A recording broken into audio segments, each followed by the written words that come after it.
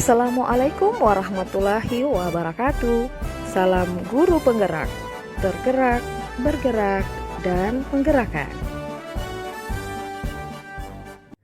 Perkenalkan, saya Min Ismail, CGP Angkatan 7 dari Kabupaten Bodolango, dengan fasilitator Bapak Muhammad Suhadak dan pengajar praktik Ibu Fitriana Pakaya. Pada video kali ini, saya akan memaparkan aksi nyata modul 1.4 budaya positif. Aksi nyata budaya positif kali ini meliputi dua kegiatan. Yang pertama, pengimbasan budaya positif di SMP Negeri 1 Tapak, dan yang kedua, pembuatan keyakinan kelas. Pengimbasan budaya positif di SMP Tapak. Mari sama kita saksikan atau dengarkan sosialisasi budaya positif sekolah yang akan disampaikan oleh pembicara pertama, calon guru penggerak Ibu Iyang Botutihe MP. Bapak dan Ibu yang saya hormati, saya akan mulai sosialisasi. Jadi kami sudah berbagi tugas. Nanti sebentar setelah saya memberikan materi akan disambung oleh Ibu Min. Penerapan dari budaya positif ini bertujuan adalah untuk menumbuhkan budaya positif melalui keyakinan kelas ataupun keyakinan sekolah yang diyakini bersama. Bagaimana keyakinan kelas ataupun keyakinan sekolah itu nanti sebentar Ibu Min akan menjelaskan. Kemudian yang kedua, tujuan kedua adalah menumbuhkan motivasi intrinsik dan mewujudkan pembelajaran yang berpihak pada murid. Yang ketiga adalah menumbuhkan kerjasama yang baik antara seluruh warga sekolah. Kebiasaan-kebiasaan di sekolah yang berpihak pada murid, agar murid dapat berkembang menjadi pribadi yang kritis, penuh hormat dan bertanggung jawab. Sebenarnya Bapak dan Ibu, budaya positif ini sudah sering bahkan selalu kita lakukan. Hanya mungkin ada beberapa hal yang harus kita akan perbaiki. Dan insya Allah setelah sosialisasi ini akan ada perubahan di sekolah ini, terutama penerapannya guru-guru yang akan melakukan perubahan di sekolah ini. Disiplin positif, Ki Hajar Dewantara yang kita tahu, yang kita kenal dengan Bapak Pendidikan, itu menyatakan bahwa disiplin adalah menciptakan murid yang merdeka, yang syarat utamanya adalah harus ada disiplin yang kuat. Disiplin di sini maksudnya adalah disiplin diri yang memiliki motivasi internal. Jika kita tidak memiliki motivasi internal, maka tentu pihak lain itu tidak akan bisa mendisiplinkan kita. Kemudian atau motivasi eksternal itu harus berada dari diri kita sendiri. Buat pendidikan yang berorientasi kepada profil pelajar Pancasila. Baik, Bapak. Selanjutnya akan dilanjutkan oleh Ibu Min. Baik, terima kasih atas kesempatan yang diberikan ke saya. Saya akan melanjutkan materi tentang budaya positif adalah restitusi. Apa itu restitusi? Restitusi adalah proses menciptakan kondisi bagi murid untuk memperbaiki kesalahan mereka, sehingga mereka bisa kembali pada kelompok mereka dengan karakter yang lebih kuat. Contoh restitusi begini, kalau seorang anak melakukan kesalahan, biasa kita langsung melakukan hukuman. Kenapa kamu melakukan itu? Kenapa kamu melakukan itu? Sini kamu, ulang-ulang disampaikan masih terjadi kesalahan. Nah, ketika kita belajar menerima materi tentang modul 1.4 tentang budaya positif, kita mendapatkan materi restitusi. Jika anak atau murid melakukan kesalahan, itu adalah suatu hal yang wajar. Jadi kita lakukan dengan penerapan restitusi. Ada langkah-langkah restitusi. Jika langkah restitusi yang pertama, menstabilkan identitas. Artinya anak yang sudah melakukan kesalahan, kita tidak lagi tuntut ya, kenapa kamu melakukan kesalahan? Tapi kamu, apa yang membuat kesalahan? Alasan apa yang membuat kesalahan? Itu menstabilkan identitas. Artinya anak itu sudah salah, tidak diberikan apa lagi, kayak sudah diberikan hukuman nanti, jadi dia sudah menjadi orang yang tidak punya kepercayaan diri. Jadi kita stabilkan kembali identitasnya dia yang sudah bermasalah. Kita stabilkan identitas, kita rangkul anak sebuah validasi yang salah, dan yang terakhir menanyakan keyakinan kelas. Tidak terlambat itu merupakan salah satu nilai keyakinan kelas. Jadi kalau mereka sudah melanggar keyakinan kelas, itu berarti kita stabilkan lewat. Bagus sekali materinya ya, memang terjadi di dalam proses pembelajaran ya. Jadi mungkin ada pertanyaan dari Bapak Ibu. Saya buka terima kasih saja. atas kesempatan diberikan kepada saya. Saya tertarik dengan penjelasan Ibu ini tentang apa tadi? Restitusi. Itu yang tinggal tadi. Oke. Restitusi. Ya. Baik. Jika anak melakukan kesalahan, maka langkah pertama menstabilkan identitas. Ya. Jadi artinya mau tanya-tanya dulu ya, kenapa melanggar, kenapa terlambat. Kemudian yang kedua, divalidasi tindakan yang salah. Jadi kita validasi itu artinya apa? Validasi. Divalidasi, disahkan. Berarti kesalahan ini kesalahannya. Kemudian terakhir menanyakan keyakinan kelas. Kesepakatan yang sudah dibuat. Oke. Seandainya contoh siswa tadi ada berapa orang yang rambutnya pirang, sudah berulang kali, bahkan sudah distabilisasi identitas, sudah divalidasi tindakan yang salah, sudah ada keyakinan kelas, tapi tetap tidak ada DP efek jerah. Nah itu bagaimana DP solusi? Kebetulan ada calon guru penggerak. Jadi langkah terakhir apa? Seandainya tiga ini sudah kelasnya apa? Terima kasih.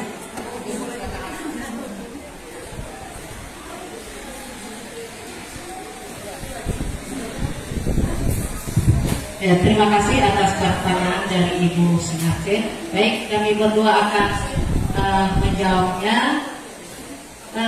Apa yang ditanyakan oleh Ibu Sunarce tadi memang sangatlah benar, terutama sering terjadi, bukan lagi seringnya, selalu terjadi di kita.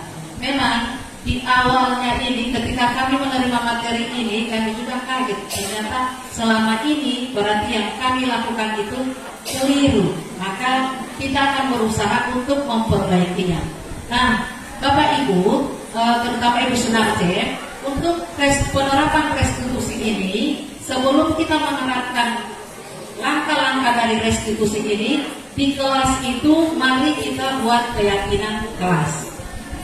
Nah, makanya dari kegiatan ini kami berharap wali-wali kelas itu di awal pembelajaran itu membuat keyakinan kelas, dan tidak menutup kemungkinan guru-guru mata pelajaran pun seperti itu, sehingga ketika ada aturan-aturan yang dilanggar, anak-anak itu sudah tahu terlebih dahulu, mereka sudah sadar terlebih dahulu. Nah, kalau langsung kita melakukan tindakan restitusi, tentunya akan lebih sulit. Jadi kita awali anak-anak ini dengan membangun keyakinan kelas. Apa itu keyakinan kelas? Misalnya begini, di kelas kita akan membuat kesepakatan pembelajaran. Misalnya tidak boleh menggunakan HP selama pembelajaran, atau tidak boleh keluar masuk. Tetapi perlu Bapak Ibu ketahui bahwa keyakinan kelas itu tidak dari kita, tapi kita sepakati bersama anak-anak didik kita. Jadi tanyakan kepada anak-anak, kira-kira keyakinan kelas apa yang akan kita gunakan, sehingga anak-anak itu akan sadar. Contoh, mungkin untuk Ibu Sunarce selaku pembina OSIS, maka harus membuat kesepakatan atau keyakinan sekolah. Misalnya rambut 3 cm atau rambut tidak boleh gondrong. Nah, kalau kita sudah buat keyakinan kelas, maka setelah itu kita akan melaksanakan restitusi ini. Nah, sehingga pada langkah terakhir itu tidak ada lagi kata seulang-ulang, Ibu Selamat bilang seulang-ulang tetap begitu. Insya Allah kalau kita menerapkannya dengan sungguh-sungguh, dengan ikhlas bersama siswa dan guru, insya Allah ini akan terjalin dengan baik. Jadi Bapak dan Ibu, di restitusi itu kita tidak benarkan membentak lagi anak-anak, tapi anak-anak itu mari kita ajak. Jadi misalnya pada langkah pertama menstabilkan identitas, biasanya kan kita guru langsung bertanya, dia mana rambut gondrong? Bukan seulang-ulang tiba ada tegur, tidak seperti itu. Tapi kita ajak anak itu, kenapa rambutmu tidak kau gunting? Kita stabilkan dulu identitasnya. Jadi agar anak-anak itu tidak merasa dirinya itu tertekan dengan kita. Itu. Jadi kita mulai dari kata-kata kita dulu. Kemudian validasi tindakan yang salah bukan berarti seperti validasi yang kita kenal validasi ini membenar atau apa ya? Iya, bukan memvalidasi yang seperti itu. Saya kasih contoh memvalidasi itu misalnya begini. Anak kita sudah tahu melanggar, tapi biasanya kita kan itu karena tidak apa-apa dengar, ya kan? Nah, kata-kata itu yang kita hilangkan, kata-kata yang membentak anak-anak. Tetapi kita kuatkan anak itu, misalnya, setiap manusia pasti punya kesalahan. Ibu yakin kamu melakukan kesalahan itu pasti ada. Pertanyaan dari Ibu Haji Sunarti sangat bagus. Ini karena hari-hari kita hadapi. Termasuk saya salah satu guru yang kemarin itu benar-benar kena yang ternyata ini menstabilkan identitas. Misalnya anak melakukan kesalahan memukul temannya yang sekelas. Biasanya kita langsung bawa ke BK, kita beri hukuman, sanksi. Nah, kalau bagaimana dengan langkah-langkah restitusi? Menstabilkan identitas. Kita sesi tanya jawab dengan anak-anak yang bermasalah. Contoh pertanyaannya itu, apa yang membuatmu memukul teman? Itu wajar. Ibu juga pernah membuat kesalahan seperti itu contoh. Jadi menstabilkan identitas artinya anak itu sudah salah, dia tidak tertekan lagi, kayak sudah tidak punya kepercayaan diri. Jadi kita rangkul, kita tanyakan, kita berikan pernyataan. Kenapa kamu memukul temanmu? Biasanya dia tidak menjawab. Misalnya namanya Fanny memukul teman itu wajar. Mungkin kamu mau membela diri, mau mempertahankan sesuatu yang prinsipal, itu wajar. Kesalahan itu wajar. Ibu juga waktu sekolah pernah melakukan kesalahan seperti kamu. Itu yang disampaikan menstabilkan identitas. Jadi kemarin kita itu biasanya ego. Kenapa bikin kesalahan? Itu seulang-ulang orang tua. Itu keliru, sangat keliru. Jadi inilah pendidikan identitas. Kita masuk ke validasi tindakan yang salah. Contoh kalimat validasi tindakan yang salah itu begini. Kira-kira kamu memukul temanmu itu pasti punya alasan. Oleh ibu tahu alasannya apa? Biasanya kita jawab, ibu bagaimana saya papa dia ada gara-gara. Biasanya kan anak-anak begitu. Jadi kita iya.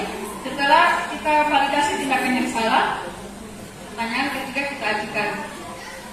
Kalau memukul teman itu kira-kira melanggar keyakinan kelas, misalnya di kelas 92, ya Bu, melanggar kira-kira apa? Tidak menghargai teman. Jadi setelah itu dia sadar, setelah distabilkan identitasnya, divalidasi tindakan yang salah. Yang ketiga ditanyakan keyakinan kelas. Nah, pertanyaan Ibu Sunarti adalah bagaimana menghadapi anak-anak yang tadi sudah pada pirang. Jelas tetap dipanggil, stabilkan identitas.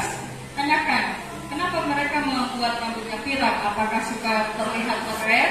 Apakah karena memasuki zaman 2023? Sampaikan, itu wajar. Itu wajar, tapi tidak pas untuk anak-anak yang masih mengikuti pendidikan di sekolah.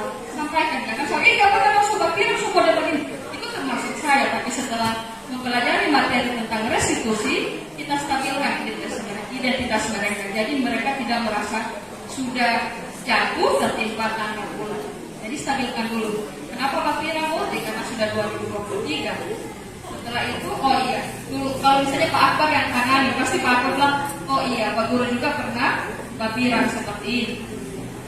Itu wajar, tapi alasannya apa? Jadi begitu tindakan-tindakan restitusi. Setelah saya menyimak materi yang terkait dengan restitusi, yang muncul di benak saya itu keyakinan kelas itu kira-kira apa yang beda dengan tata tertib yang ada di masing-masing kelas. Nah, itu yang menjadi tanda tanya. Terima kasih, cuma itu butuh penjelasan kira-kira antara keyakinan kelas dengan tata tertib yang sudah lama ada di kelas masing-masing itu kira-kira sama atau di mana letak perbedaannya. Terima kasih.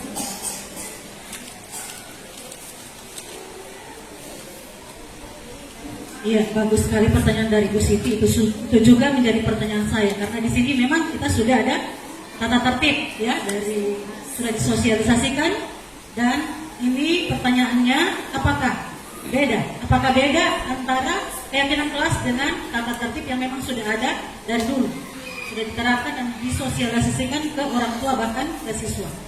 Oke, disilakan. Baik, terima kasih atas pertanyaan yang diberikan. Sangat bagus Ibu Siti. Pertanyaannya adalah perbedaan, apakah beda tata tertib dan keyakinan kelas? Perbedaannya itu sebenarnya sih tidak beda, sama-sama untuk memperbaiki budaya positif di sekolah. Kalau tata tertib itu dia secara umum. Jadi kalau sekolah yang bikin tata tertibnya dari A sampai Z itu secara umum berlaku di sekolah atau di kelas. Kalau keyakinan kelas itu adalah kesepakatan antara murid dan wali kelas. Jadi bisa saja kesepakatan atau keyakinan kelas dari saya 92 beda dengan kelas 91. Itu kesepakatan antara wali kelas dengan siswa atau antara masing-masing mapel dengan setiap murid. Contoh misalnya tidak terlambat memasukkan tugas. Dan beda lagi kalau misalnya saya guru TIK tidak ada kan memberikan tugas. Jadi beda-beda keyakinan kelas. Jadi itu perbedaannya itu sih. Mungkin ada tambahan dari Ibu Yang. Iya, terima kasih. Pertanyaan yang sangat menarik. Bapak dan Ibu, tata tertib dan keyakinan kelas itu memang kalau kita melihat sama. Mungkin Bapak Ibu melihat sama, padahal kalau kami berdua karena sudah memperoleh materi ini itu tidak sama. Kenapa? Kalau tata tertib itu dibuat oleh sekolah secara umum, jadi dari seluruh siswa wajib mentaati tata tertib itu. Nah, perbedaan yang berikut, tata tertib itu dibuat oleh sekolah. Kalau keyakinan kelas, kesepakatan kelas itu lebih berpusat kepada peserta didik. Kita minta apa-apa yang tidak dikehendaki oleh guru dan murid. Jadi tidak dibuat sepihak. Untuk tata tertib secara umum dibuat oleh sekolah, maka keyakinan kelas dibuat berdasarkan kesepakatan bersama antara anak-anak peserta didik bersama wali kelasnya atau guru mapelnya. Sehingga akan terkesan bahwa pembelajaran itu berpusat pada peserta didik. Jadi keyakinan kelas itu dibuat berpusat pada peserta didik, bukan berpihak pada satu pihak, misalnya guru. Itu perbedaannya. Kalau tertib kita kan langsung kita yang buat, langsung sosialisasi. Kalau ini tidak, mari kita ajak anak-anak itu membuat keyakinan kelas. Baik, demikian kami kembalikan ke moderator. Oke, bagus sekali penjelasannya. Jadi modul 1.4 penerapan budaya positif di sekolah SMP Negeri 1 Kapal. Kami CGP Angkatan 7 bin Ismail dan Ibu Ia Mubikmi MPD mengucapkan terima kasih. Wassalamualaikum warahmatullahi wabarakatuh. Pembuatan keyakinan kelas. Warahmatullahi wabarakatuh. Waalaikumsalam warahmatullahi wabarakatuh. Apa kabar kalian semua hari ini? Baik. Alhamdulillah baik ya. Seperti yang Ibu janjikan kemarin, kita akan membuat keyakinan kelas. Kira-kira ada yang sudah tahu apa itu keyakinan kelas? Kelas itu sama dengan peraturan atau tata tertib Ini jadi setelah beda masing-masing orang sudah mengisi keyakinan kelas di kertas ini, silakan ditempel secara acak di lembaran karton yang Ibu sudah siapkan. Siap? Oke, silakan next.